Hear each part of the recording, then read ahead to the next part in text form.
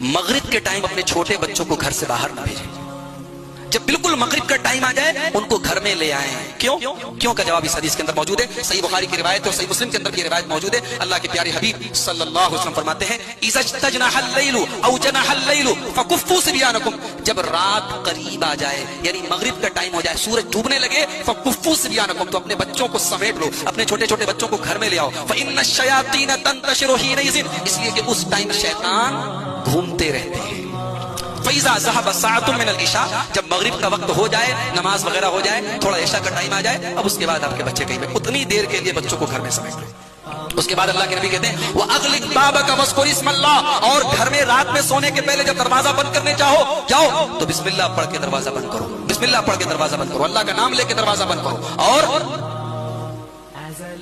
وَأَطْفِئْ مِصْبَاحَكَ وَاذْكُرِ اسْمَ اللَّهِ, اپنے چراغ کی بتی کو بجھاؤ تو اللہ کا نام لے کر بجھاؤ. آج چراغ کا زمانہ ختم, لائٹ کا زمانہ, لائٹ آف کرنے جاؤ اللہ کا نام لے کے جاؤ, اللہ کا نام لو, بسم اللہ پڑھ کے لائٹ آف کرو.